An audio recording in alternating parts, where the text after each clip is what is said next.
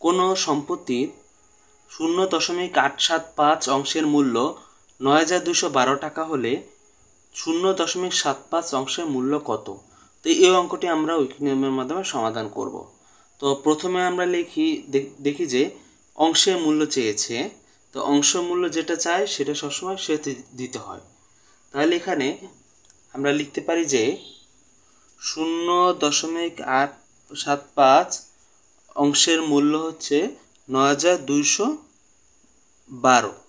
তাহলে এক অংশের মূল্য হবে, এক অংশ বেশি বা সম্পত্তি কমে যাবে, তাই এখানে ভাগ হবে 9,212, নিচে হচ্ছে 875। তারপর বলেছে যে 0.5 অংশের মূল্য, তো 0.75 অংশের মূল্য হবে, এটা গুণ হবে 9,212 গুণ 0.75 আর নিচে 875। তো এখানে এই ভগ্নাংশটা ছোট করার জন্য আমাদের এখানে উপরে আছে 2 দশমিকের পরে, তাহলে আমরা লিখব নিচে একের সাথে দুটো শূন্য দিয়ে 100 লিখব। আর এখানে দশমিকের পরে 3টা ঘর, তার মানে দশমিক ঘটানোর জন্য উপরে একের সাথে 3টা শূন্য দিতে হবে। তার 9,212, তো এখানে দশমিকের পরে 3টা ঘর, তাহলে একের সাথে 3টা শূন্য দিলাম দশমিক উঠানোর জন্য।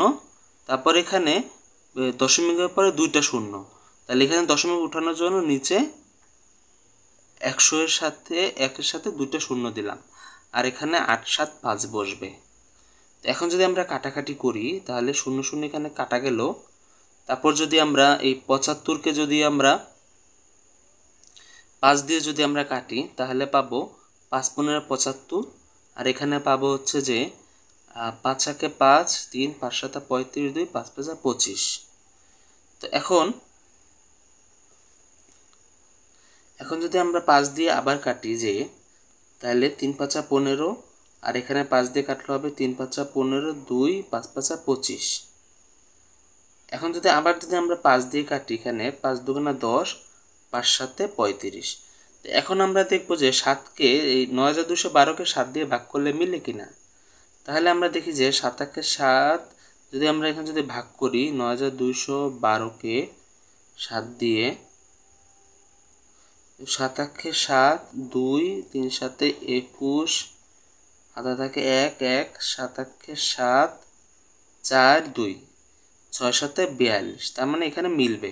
তার মানে 7 দিয়ে যদি আমরা 9,212কে কাটি তাহলে আমরা পাবো 1316 পাবো। তো এখন আমরা এই 3টি সংখ্যা আছে 1316, 2 এবং 3, এই 3টি সংখ্যা আমরা গুণ করব। গুণ করলে যেটা হবে সেটাই হবে এখানে এই প্রশ্নের উত্তর। তাহলে এখানে 3 2 6, যে 6 দিয়ে যদি 1316কে গুণ করা হয় তাহলে আমরা পাবো 6 6 3606, হাতে থাকে 3, 6 1 6 9, 3 6 18 8, হাতে থাকে 1, 6 1 6 7। তাহলে আমরা পেলাম 7,896 টাকা। তার মানে 0.75 অংশের মূল্য হবে 7,896 টাকা। তো এখানে 7,896 হলো এই প্রশ্নের উত্তর।